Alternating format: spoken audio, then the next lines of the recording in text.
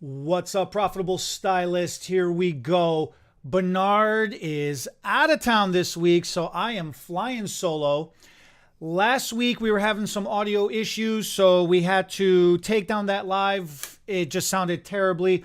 We are going to redo that one next week with our special guest talking about how to maintain curly hair with curly hair extensions, or all kinds of extensions for that matter.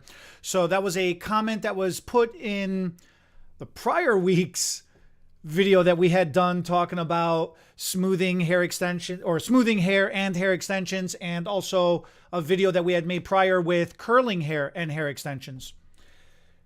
For this go, what I'm going to do is I'm going to be talking about styling tips. So hair brushing styling tips, blow drying, flat ironing, curling iron styling tips. It was a request that was given to us by a couple of stylists when I was talking to a couple days ago. So, and it's just something that comes up all the time. I know I have a couple of classes coming up soon that I'm going to be teaching how to do blow drying and styling as well. And it's just something that always comes up. These are good to have. The things that I want to talk about, the topics that I want to cover are going to be products, tools, brushes, and also body positioning. So these are the kind of things, and I'm going to do this kind of loose. My space is kind of tight around here. I don't have the studio space like how Bernard got, but I'm going to try to show a couple of things on the mannequin real quick. I hope it translates over the video. So let's get into it. Here we go. First things first, when it comes to styling, the main things you got to remember is texture, density, and porosity. Those are the three things that govern hair all the time. With texture, you've got straight hair, wavy hair, curly hair. And we got to understand that all three of those types of hair do react differently to heat. They all react differently to tension, which is pulling, how much pulling we're going to be doing. The density, how much hair somebody has. If somebody has a lot of hair, it's going to require more work than somebody who doesn't have a lot of hair. Now, that may be kind of obvious, but it's something that we tend to just skip over and forget really quick. And then the porosity. If somebody's hair is damaged or if somebody's hair is fragile, you got to be a little more gentle with it to how you approach it versus somebody who's got healthier hair. In actuality, healthier hair requires more beating up to get it to style.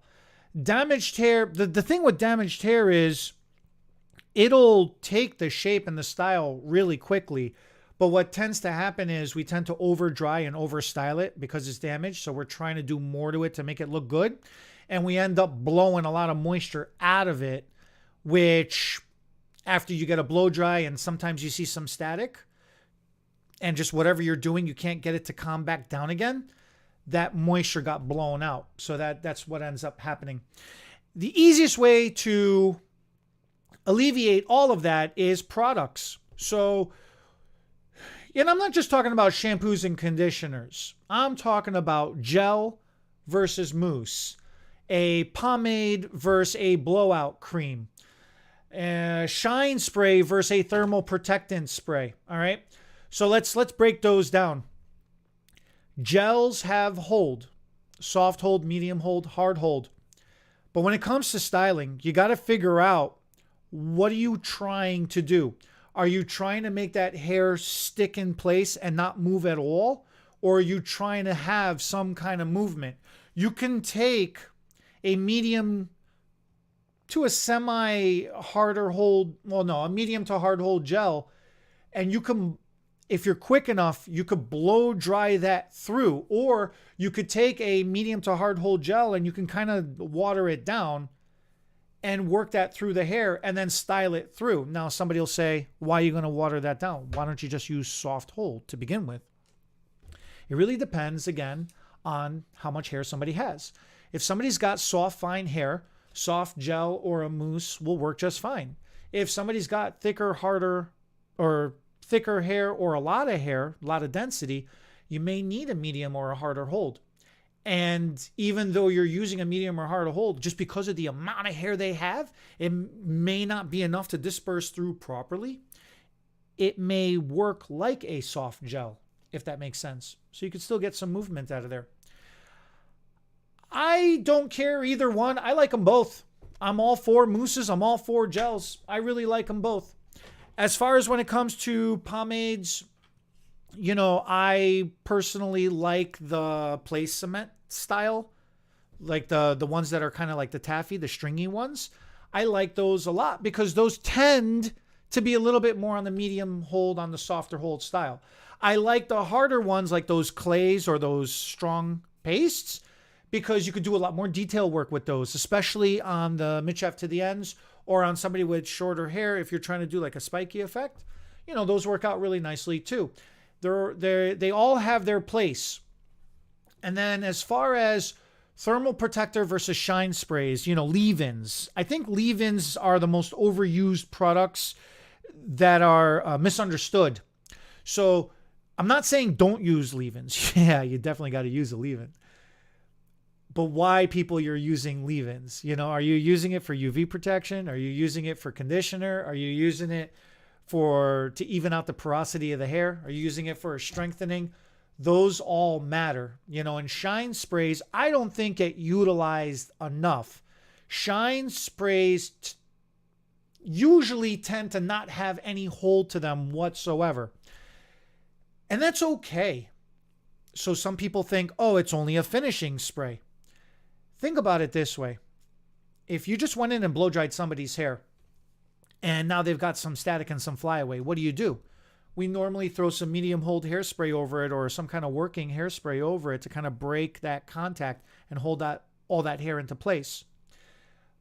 Some people, they don't want hairspray. They want to be able to go a day or 2 or 3 days in between having to rewash their hair again. And they feel like hairspray sometimes gets a little sticky or builds up a little bit. Yeah, okay, that's fair. You can use a shine spray. It'll break that static. It's not necessarily going to add that moisture back into the hair, but it's going to add a layer of product onto that hair. It's going to mimic what moisture would do, and it's going to trick the hair into thinking that it's okay, it's happy, it should lay down. Body positioning is the next topic. Body positioning is very important. What I see a lot of stylists do when I'm teaching a blow dry class is they'll stand either to the side of the section that they're blow drying, or they'll stand behind it and push their arms in the opposite direction. Usually when people are doing that is because they either can't reach enough over the chair, or they are too short, or they are too tall. And styling chairs, they never go high enough, they never go low enough. And we can tell the client to slouch down, we can tell the client to try to sit up all we want, but you end up looking like a gymnastic or like a contortionist when you're trying, when you're watching somebody, observing somebody trying to do a blow dry, especially. We are in all different positions. What we don't end up realizing is you over directing that hair, and that may not be the position that you want that hair to end up in. What ends up happening is afterwards, if you've put product in somebody's hair, right? And now you're going to start blow drying, styling them, and you're inadvertently over directing that hair in the wrong direction, it's going to move. It's going to flow in that wrong direction. So when they're wearing their hair and they're trying to pull it up, or they're trying to tuck it behind their ear, or they're just going on throughout their day, and they're moving, they may not get the bounce that they're looking for. It's not because their hair can't do it. It's not because you didn't want their hair to do it. It's an oversight. Simple oversight. So that's what body positioning has to do. You always want to try to be either in front of the section that you're blow drying, no different than a haircut, or you want to just be slightly one step over from it. You want the direction that you're pulling your brush, you always want to try to be pulling that towards your body, or you always want to be somehow parallel. You want the center of your chest somehow to always be parallel with your brush, whether you're holding it vertical, horizontal, or if you're standing off to the side. Let me grab my blow dryer.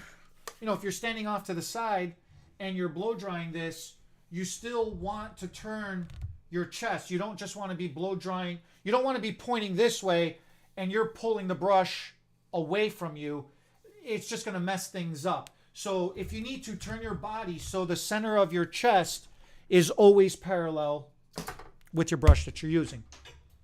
Right, so that's body positioning. Actually, whoops, since I got the blow dryer. All right. When you got your blow dryer, you've got the settings on there. You've got your cold settings, you know, cool, medium, hot, and then you got your power settings for airflow, low, medium, or strong heat, strong airflow.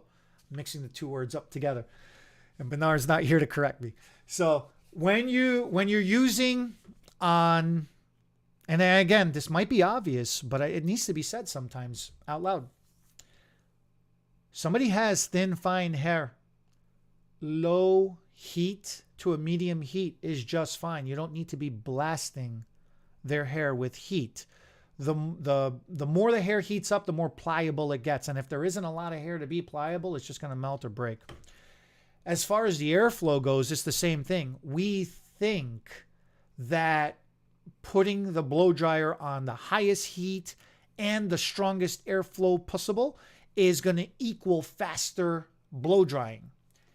It's not. What's going to equal faster blow drying is how you use the technology in your brush, all right? And how you use the technology in the brush matters tremendously. Actually, let me grab this one because you could see it better. All right. This is a ceramic barrel. You know, most professional brushes nowadays are ceramic barrels. And that's really nice because they retain heat internally inside the brush very, very, very nicely. What we don't realize is we always warm up one side and we forget that the heat travels through the little holes and it warms up the opposite side. Or we don't think about it. We used to heat our brush before we'd start putting it through the hair. And I've noticed a lot of times nowadays when I'm observing stylists, they don't do that no more. And I notice a lot of stylists when they come in when I'm doing a blow dry styling class, I always say, all right, let's start preheating our brushes. Let's get them really nice and warm. And everybody's kind of looking at me like, what am I talking about? So what tends to happen is they just go right in, they grab their blow dryer, and they just start blow drying. And they start pulling and pulling and pulling. And they think the faster that they pull through, the faster they reset their section, and the faster they do more pass-throughs, the faster the hair is going to dry. And that's actually not correct at all. So I know this is about to get loud with the blow dryer, so lower your volume now, I'm warning you. But what I'm looking to do is this brush has bands in it, this black band in it, okay? When this brush is completely cool, when this barrel is cold, like it is now, you can see this black band. When you start to warm it up, and as it reaches its proper temperature, you're going to start to see this black band start to diffuse and then eventually completely disappear. And then when I take the blow dryer off, as the brush starts to cool back down again and lose its heat retention, you're going to see this black band come back, reappear. So here we go.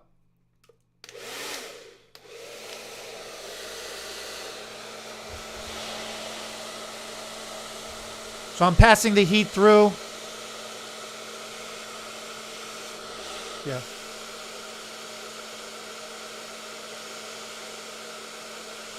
Come on.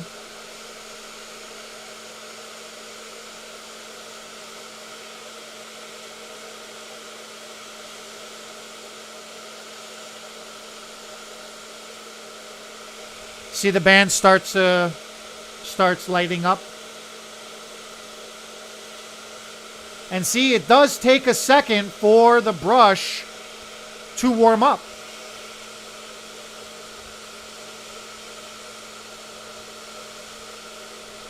See that?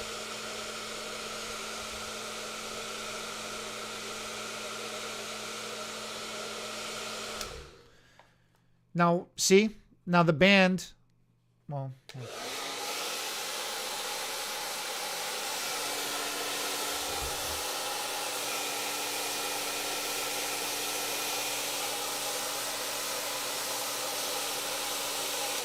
All right. So the band disappears. See, this is a cold one. This one, I just warmed it up, right? Now, as this starts to cool down, those bands are going to start reappearing again, and it's going to look like this again. And you saw how long this took. I was on medium heat, and it takes 20 seconds for this to warm up, for that band to disappear. But then I'll just keep this on for reference. Look at how long it's taking those bands to come back and reappear again.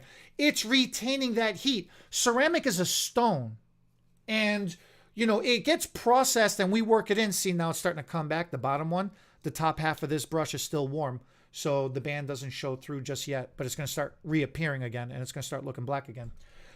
But by the time when the manufacturers are making these brushes, right, they produce it with the technology very beautifully.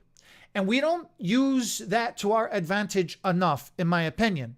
And I think that matters. I think that makes a big difference. See, check that out. Now the band is starting to reappear again, because when you hold this, you're like, oh yeah, it's still got some heat in it. No, it doesn't. It's completely cool. And what happens is when you go to blow dry, you know, when we're doing this in our brushes and we're blow drying and we're pulling this through, the hair isn't getting shaped. That's what's taking forever for the hair to dry. So using your blow dryer properly alongside with your brush properly, it makes a big difference. Now, how do you prep that hair?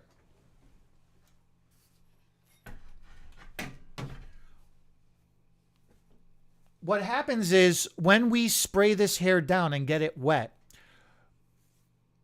I see too many people start, like, okay, at home, every woman knows at home, you wrap a towel around your head, you walk around for a minute, you let your hair dry.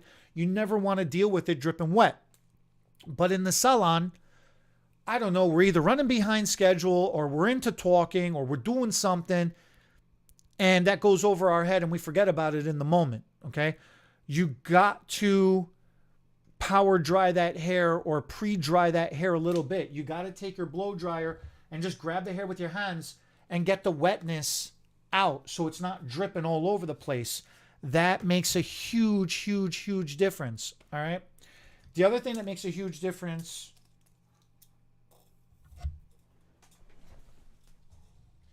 just going to section this from the top of the head to the top of the ear real quick. Get all this hair out of my way.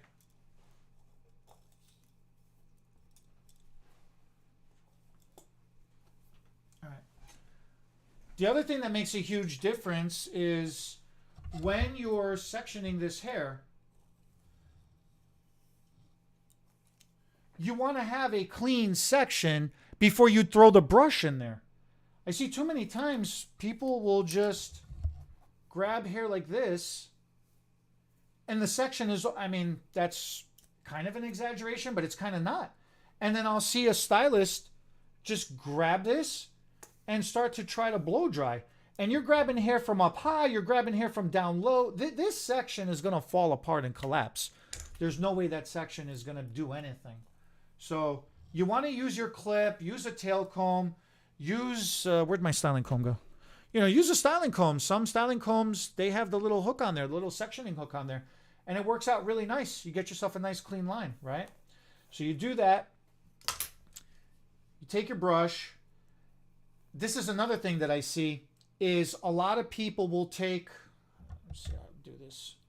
A lot of people will take a section that is way larger than the brush and they pinch it all in to the center. But then what ends up happening is as you start rolling this out, see how the section is starting to spread out? And look, I keep rolling this and see, I got hair starting to fall out. It's not grabbing, right? And I got, oh, you probably can't see the opposite side through here, but I got hair down here starting to drag off too because the section of hair I took was way too big. And I see a lot of people do this and then they start trying to grab their blow dryer and collect it all back together again. Half of it's falling off. You never want to take your section larger than your brush. You actually want to take your section slightly smaller than your brush. So this way, as you keep rolling it and passing it through, you want to make sure that it's all collected in there. That's going to give you proper tension. That's why you lose your section majority of the time. And that's why those sections collapse and fall apart majority of the time. So that's the thing with round brushes. Another thing with round brushes too is the size of your round brush matters to the section that you're taking. If you're going to take a very small, thin, fine section, that's okay. If you're going to take a big, fat, thick section, that section's not going to hold up so nicely, right? But then the other thing matters with the length. So the right answer is, you always, depending on how thick or thin. If somebody's got thicker hair, you want to take thinner sections. If somebody's got finer hair, yeah, maybe you can get away with taking a little bit of a thicker sections, but you always want to be taking about a finger or two space section. Then you can control that.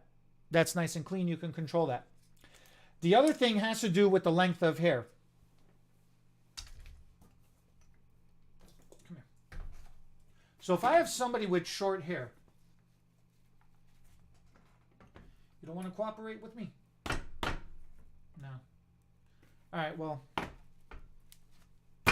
there we go. That's not coming off now, though. If you've got somebody with shorter hair and you try to use a larger barrel, there is no way. Look at this. This hair, the length, the end of this hair, when I roll this brush down, it can barely make one rotation around. So what's going to end up happening is, yeah, this hair is going to get nice and blow dried, smooth and straight, but it's not going to have any volume to it. It's not going to have any bend to it. And you're not going to have any of that bubble shape, like that bubble butt shape. And the reason why that's important is because that equals volume and fullness. Now, if you're only trying to blow dry somebody's hair smooth and straight, yeah, okay, fine. Then you can use a larger barrel brush. You can even use a larger barrel brush too. Look at this. This, like with the smaller brush, I barely got any rotation down. This is just ending right here. So all I'm going to do is just get this blow dried nice and straight. But if you're trying to create volume and fullness, you need that hair, you need the length of the section of hair that you're using to make one full rotation to 1.5 full rotations around that brush. Because now, when I pull, look, even this is starting to get loose a little bit. What you're looking for, if I go down another size, what you're looking for is when you pull, look, see how much tension now I have in here? There is no give. There's no looseness in this. This, now, I can go in and start blow drying. This is going to give me a lot of volume, right? And then you just roll that back out. The larger the brush you use, see, even though this gives me one full rotation, I don't get 1.5 rotation. So look, when I'm pulling, the brush is just coming right out. I can't even...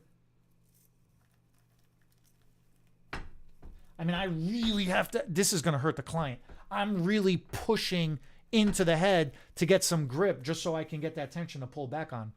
And then larger brushes, forget about it. You're not even going to get anything under there. So, that popped off better than I thought. Okay.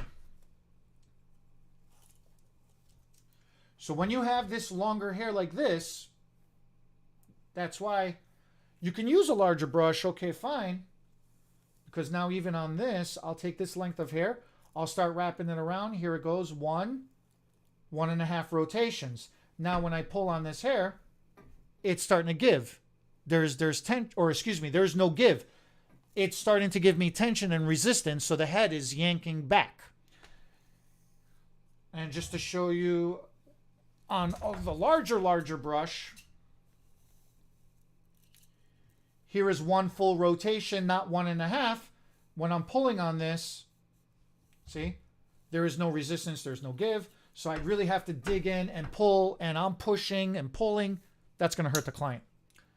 So the amount of tension with the brush that you're using, it makes a huge difference versus, because if you don't have that 1.5 rotation in there, You're not going to get volume. You're not going to get fullness. You are going to be forced to overwork that hair, and the style is not going to hold. It's not going to last. The whole thing is going to collapse on you.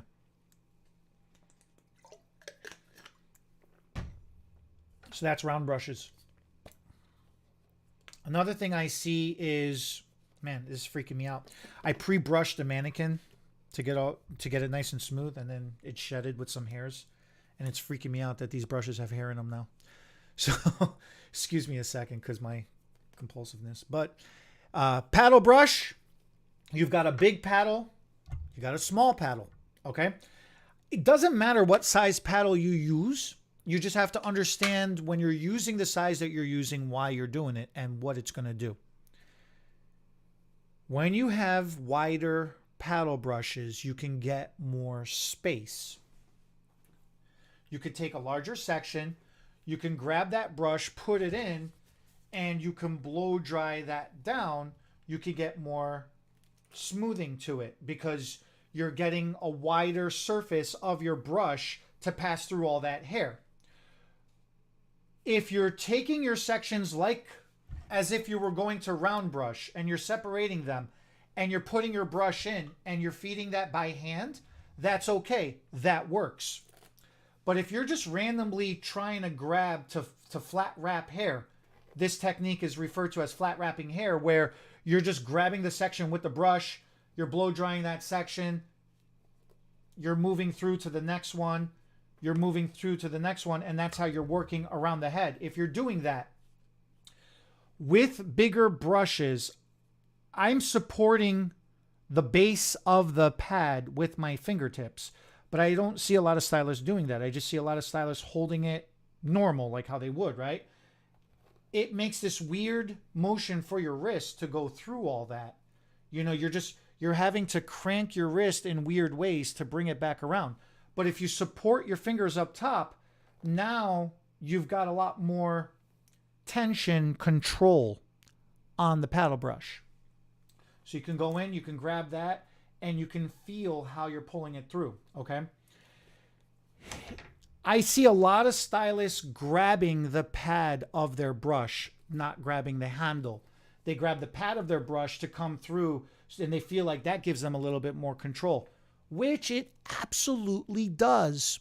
But what ends up happening is maybe that paddle is too big for your hands, or maybe that paddle is too big for your client's hair, for your client's head. Go down to a smaller paddle. It's okay. And a lot of people tell me, well, if I use a smaller paddle, I don't have as much surface to work with. And my response to you is, it's the same surface. When I grab a section of hair with a larger paddle, I'm grabbing it, put this down for a second. I'm grabbing it from the one end and I'm rolling it through to the other end. It's the only way I can control the section of hair inside a big paddle like that. So my argument is this: if I'm grabbing it from here and I'm rolling it through to the center, and now I've got it at the end because I'm using the bone of the comb, the base of the back of the paddle as my support, and I'm using the bristles for all my resistance, then really I'm only using this much of the surface of my paddle. It's the same surface. It's the same half section. So if I take a smaller brush, the whole thing is in there. But now that I have a smaller brush, I have more control over everything I'm doing. I don't have to grip it up in here. I can grab it from the handle like I need to, like it's meant to be held. And this is going to give you a lot more tension control. Grabbing the paddle up here, yeah, you could do it, but your brush is off balance. You know, you're not balancing it. If you're holding it from up top, that whole thing falls off. So if you grab it just from the handle where you need to, and you're grabbing the hair from the pad where the hair belongs, and your hand belongs down there, now you've got a lot more balance, even balance and tension control through that section. So that's what I have to say about paddle brushing. All right. Flat ironing.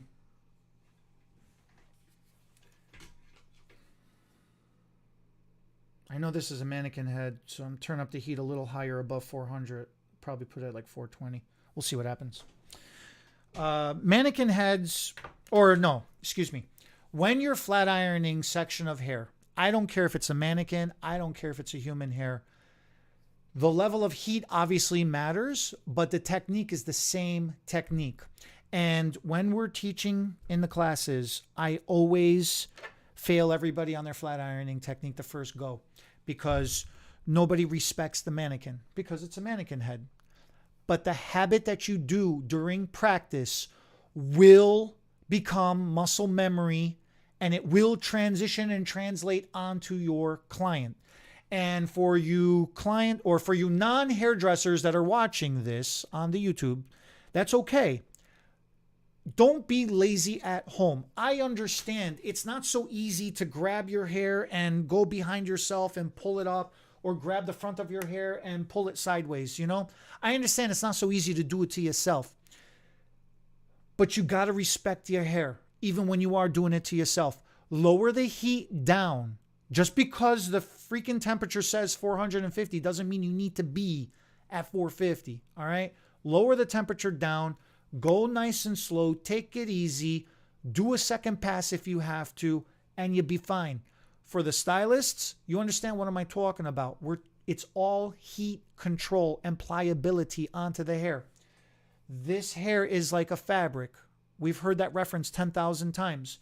If anybody ever pressed their clothes or use a steamer to get wrinkles out of their clothes, it's the best practice for blow drying. Get a steamer. Ironing board is old school. I love still ironing board, but ironing board is different. I literally make people use a steamer to see if they can get the wrinkle out and how good they can get a wrinkle out. The ironing board is like cheating, because you're just using strong compression and you're going right through, and it flattens everything out, and that works out just fine. So that's nice, slow, speed, nice and consistent. What I see a lot of people do is I'll see people grab this. They'll do this towards the head. They'll tap, tap, tap, because they don't want the heat to burn into the client's head. I understand that part. What I don't understand is when I see people do this. Okay, you passing the flat iron through the hair multiple times very quickly. And some people do it because they're afraid, they don't want to push too much heat through that section of hair. I don't agree with that, because you're not giving the heat a chance to do anything to that hair. And then they say, well, that's why I passed the flat iron through the hair multiple times, because eventually the heat builds up. It does, but it doesn't. Yeah, heat is building up. And yeah, when you touch that section, you can feel the warmth, or you can feel the heat in that section. But the core temperature of that section hasn't risen to anything worthy, workable, worthwhile, whatever the right word is. You've only raised the temperature of that section to, I don't even know. I should get a thermometer one of these days and check it, or a heat sensor and check it. 100 degrees, 200 degrees, like you haven't done anything to that section. You need that core temperature of that section to rise so it becomes pliable. Can this show? Let me see if I can do this. Come on, focus. All right. So this is the section I just flat ironed, right? If I grab, so this is the section that I flat ironed very, very quickly. I can't do this. All right. So now, if I hold this section out at 45 degree, and I just come through slowly, steady, smooth, one motion,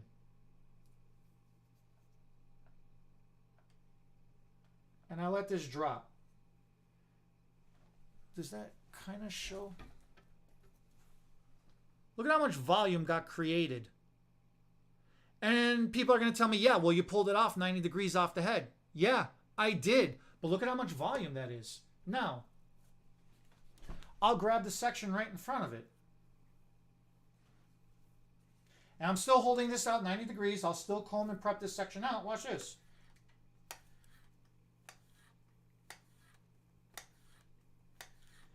Six, 7, 8, 9, 10 passes. All right.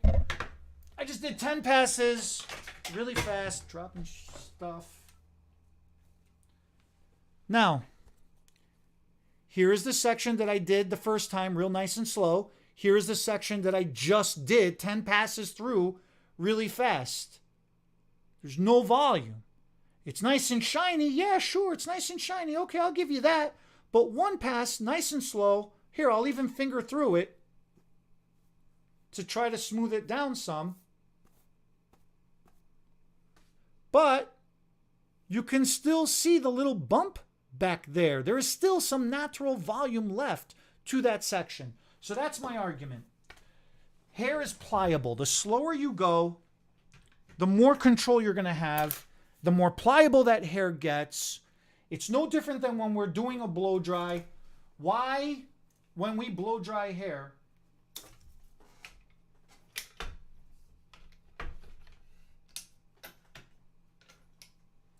I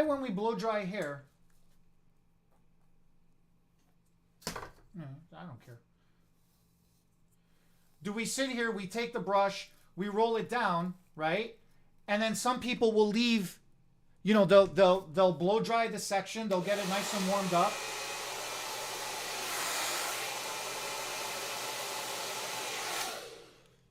And then they leave the brush in there, then they grab another round brush, they go to the next section, they got a bunch of brushes in there. What are you doing? You're making a roller set. Why are you letting the brush in there after you just heated it up? You're waiting for it to cool down. Why are you doing that? You need that hair to soften into its shape. So then, when you roll it out nice, you got yourself a nice curve. All right? So that's flat ironing. All right. Last thing is curling ironing. Curling iron. Yeah, I'm saying it the right way. So when we do our curling irons, we all know that when you take your iron, you run it through, you roll it in, you feed it out, you run it through, you roll it in, you feed it out, you run it through, and then you hold it. And nobody's scared to hold a curling iron close to the head like that. And the longer you hold it, then we all know, then you start clicking it out, clicking it out, clicking it out, clicking it out, and you get yourself a nice curl. Yeah, okay, fine. We all understand that.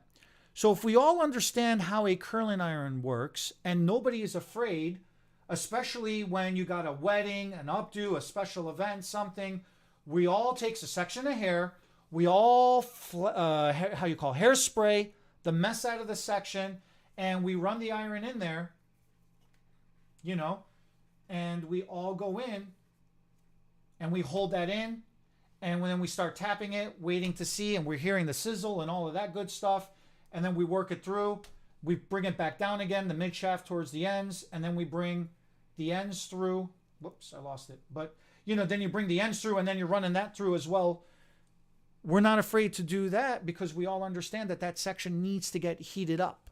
So the same mentality that we have with a curling iron, we can use with round brushing, we can use with flat ironing, and we can end up with a lot better results. So heat in this situation is your friend. When you're using it with products are important because they will help protect the section of that hair that you're applying that heat to, and it will help freeze that section into place, hold that section into place, how you just styled it with your heater, with whether you did a blow drying with a round brush, whether you did a flat wrapping, whether you did flat iron or curling iron, right? And then the last thing I'll say about over drying is if you over flat iron, overheat, over curl, over blow dry, and you end up with some static or some flyaways, you just lost a little moisture. That's all that happened. Take a leave-in spray, just do a pump or two. It'll re-add moisture back into that section. And as long as you're only doing a pump or two, don't go so crazy with it. it will not collapse. It will all hold it nice and together. Or you can go with a little bit of hairspray or a little bit of shine spray. It really depends on how much hold you're trying, it depends how much moisture you're trying to add, and how much you're trying to freeze that hold into place. All right. So those are my quick little styling tips. Let me know what you all think. If you have any questions, I go into these a lot more in detail when I'm teaching the classes, and that's a 2-3 hour class. So, and we do like a full thing, and I don't want to do that today right now on a live. All right. Thank you guys for watching. We'll catch y'all next week.